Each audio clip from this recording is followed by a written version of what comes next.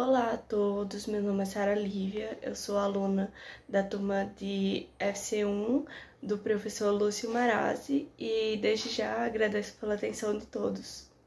Olá a todos, eu sou Sara Lívia, eu sou aluna da turma FC1 do professor Lúcio Marazzi e a temática que vamos trabalhar hoje é sobre a energia cinética e trabalho.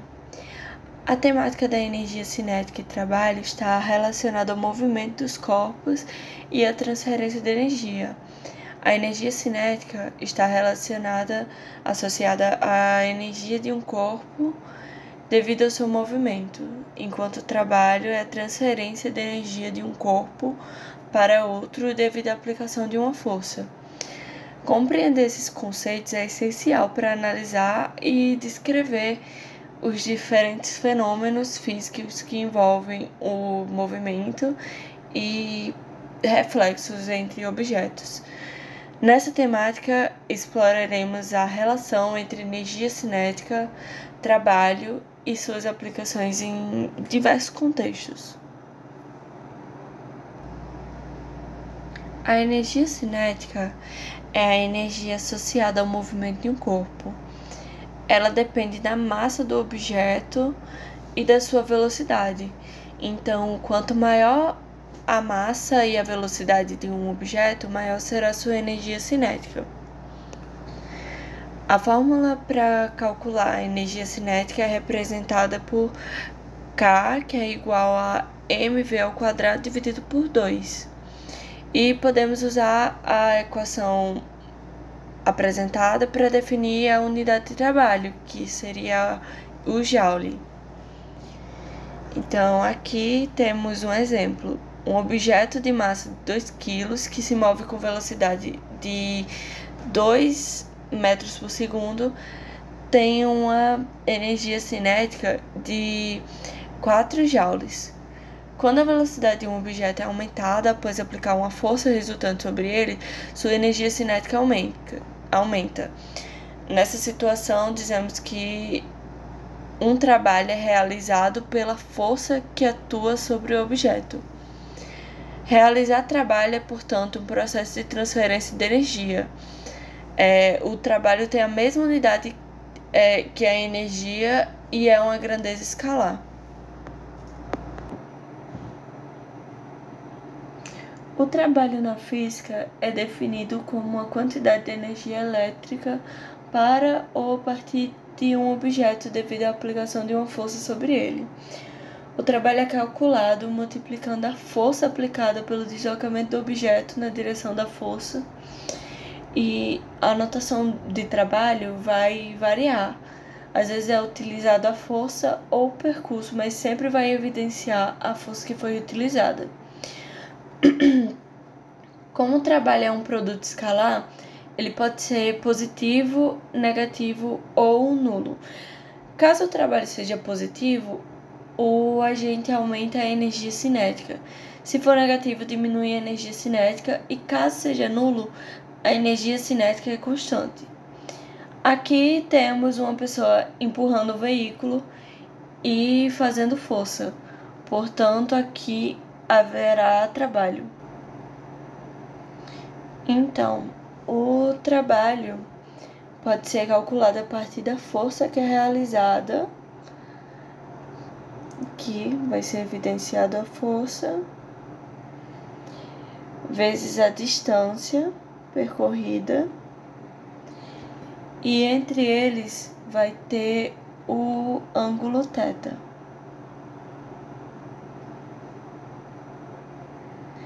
Então, assim ficaria basicamente evidenciado a força de trabalho que seria realizado. Então, se desejarmos determinar a quantidade de energia fornecida a um objeto com base no valor do deslocamento e o cosseno do ângulo interno, iremos usar a fórmula do trabalho, como está exemplificado acima. A segunda lei de Newton relaciona a força resultante aplicada a um objeto com a sua aceleração e massa como representado abaixo. No trabalho de uma força constante, a gente vai trabalhar em foco da força gravitacional. No caso da força gravitacional, a sua magnitude é dada pelo produto da massa do objeto, que é exemplificado como um m, pela aceleração da gravidade, que é exemplificado como g.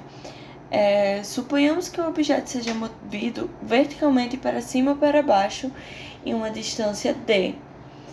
Nesse caso, o ângulo θ é de 0 graus e o cosseno de 0 graus é igual a 1.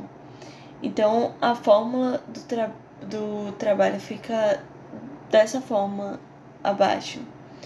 Portanto, o trabalho realizado pela força gravitacional em um objeto que é movido verticalmente é dado pelo produto da massa do objeto, a aceleração da gravidade e a distância vertical percorrida. Se a força é variável. Então, se a força aplicada sobre um objeto é variável, o cálculo de trabalho pode se tornar um pouquinho mais complexo. Então, nesse caso, é necessário considerar a variação da força ao longo de todo o deslocamento.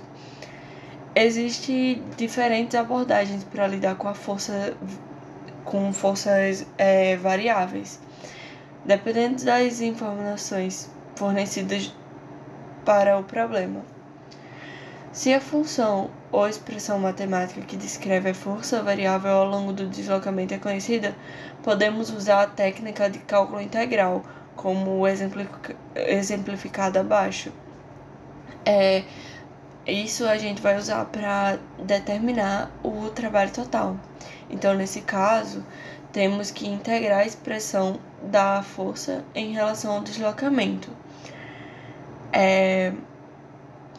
A integral representa a soma de todos os infinitesimais de trabalho ao longo de todo o deslocamento.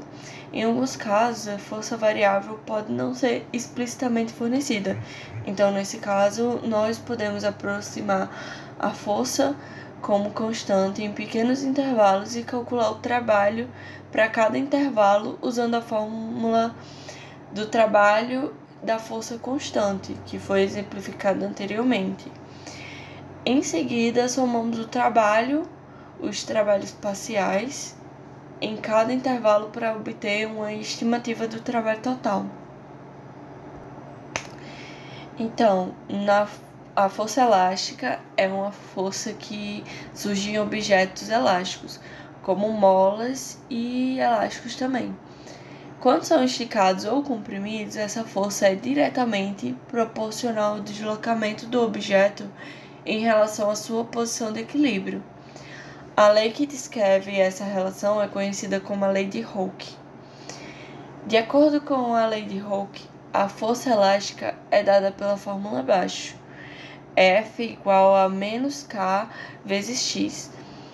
F é a força elástica aplicada sobre o objeto. K é a constante elástica da mola ou do objeto elástico, que representa a rigidez do material. E X é o deslocamento do objeto em direção à posição de equilíbrio. A constante elástica é uma propriedade do elástico e varia de acordo com o material e a geometria do objeto. Quanto maior o valor de K, mais rígido será o objeto e maior será a força elástica exercida para um determinado deslocamento.